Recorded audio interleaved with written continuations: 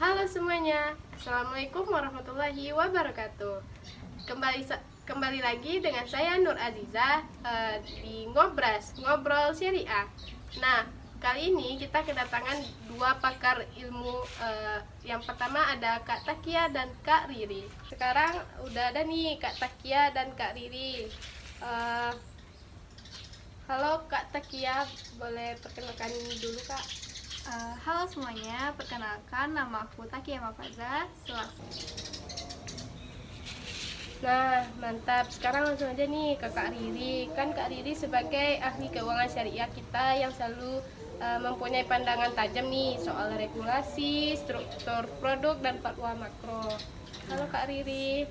Halo Aziza, halo Takia, dan halo semuanya.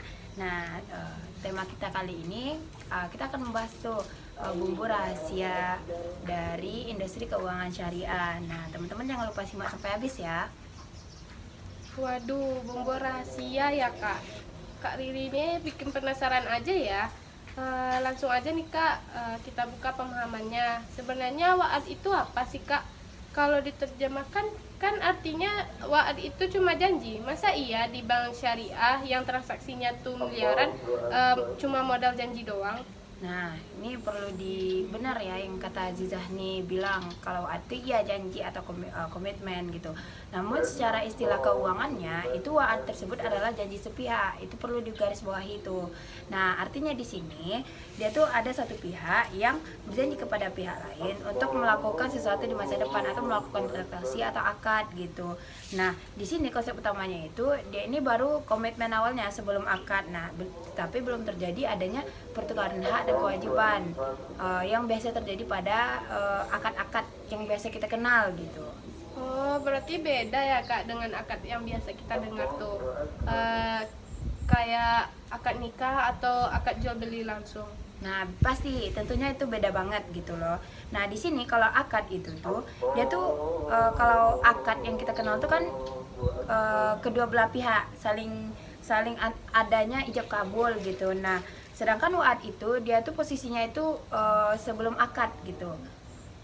Pra akad gitulah. Dia tuh sebagai jembatan gitu untuk terjadinya akad gitu. Nah, paham-paham. Jadi dia cuma sebatas jembatan ya Kak. Ya. Nah, sekarang lanjut nih ke Kak Takia. Kalau cuma sekadar janji satu arah nih, di mana sih Kak letak kesalahannya sampai para praktisi perbankan dan akuntan tuh harus mikir keras nih?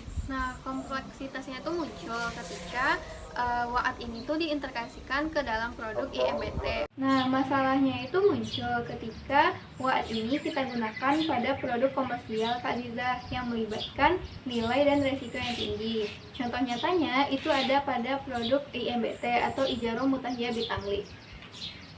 Boleh minta tolong diilustrasikan lagi nggak Kak Takia? Boleh banget Kak Diza, contohnya itu ada sebuah nasabah perusahaan yang ingin menyewa mesin pabrik senilai 5 miliar dengan skema IMBT lewat bank syariah.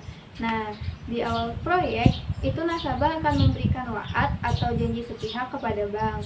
Nah, kayak bank saya ingin beli mesin pabrik nih senilai 5M. Nah, saya akan berjanji untuk menyewanya. Nah, di akhir tahun kelima nanti, sesuai kesepakatan, nah nasabah tersebut akan membeli mesin tersebut dari bank.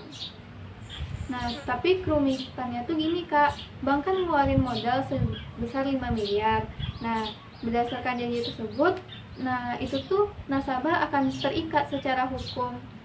Tapi masalahnya, bagaimana kalau nasabah itu di tahun keempat atau di pertengahan tahun tiba-tiba hilang atau tiba-tiba membatalkan kontrak? Nah, bank itu nantinya kan nggak bisa menanggung kerugian itu sendiri, yang dimana nilainya itu cukup material sebesar nilai 5 miliar. Wah, benar juga. Kalau janji itu kan kalau ingkar janji itu kan moral, dosanya cuma moral ya. Tapi kalau di bisnis finansial nih bisa bikin bank tuh collab dong kalau nasabahnya pada PHP.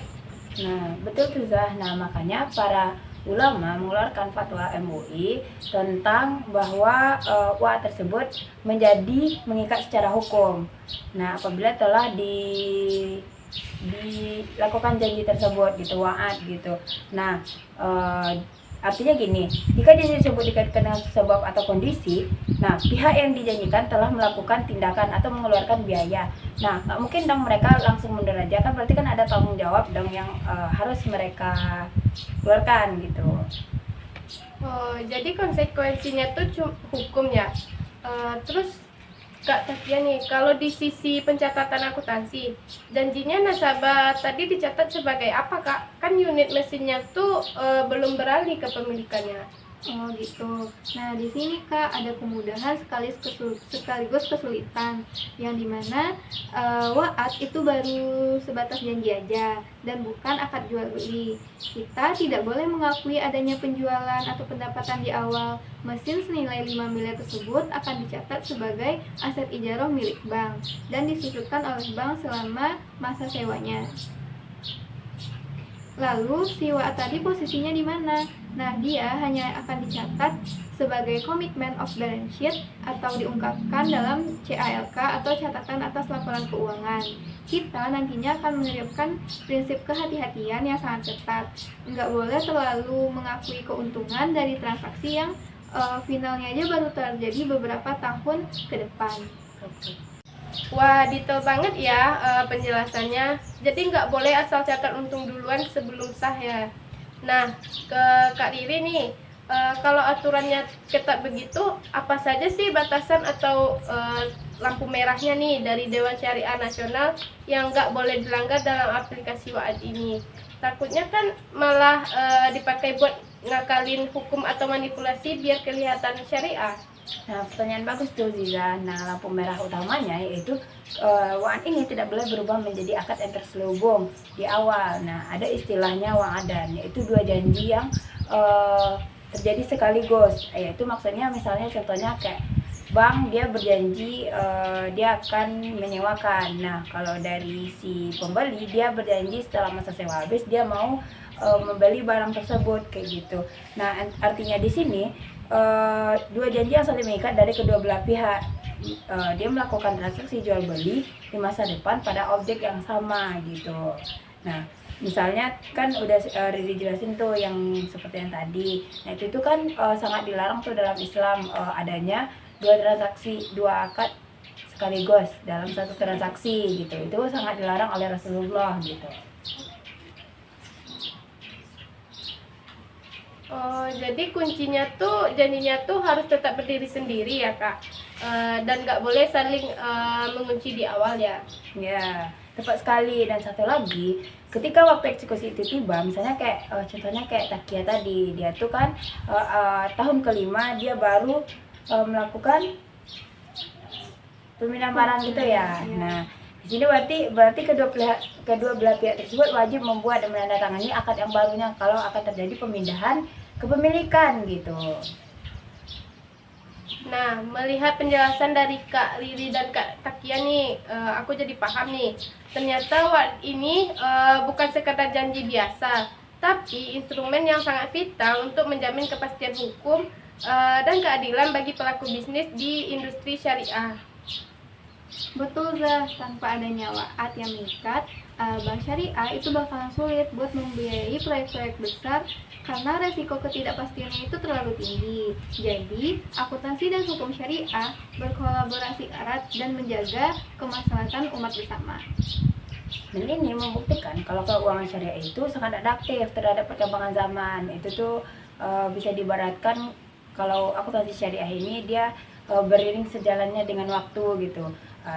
Tanpa mengorbankan prinsip-prinsip dasar syariah gitu, biar bisnisnya kita ini tetap jalan profesional, berkah, dan terutama itu jauh dari riba gitu. Wah, luar biasa sekali ya obrolan kita hari ini. Nggak terasa udah beberapa menit juga ya kita nemenin sahabat syariah. Semoga penjelasan seputar kekompleksan akad WAAD ini bisa mencerahkan dan menambah literasi keuangan syariah kita semua ya. Terima kasih banyak Kak Takia dan Kak Riri atas waktu yang sangat berharganya. Terima kasih Kak. Terima kasih kembali Kak Ziza.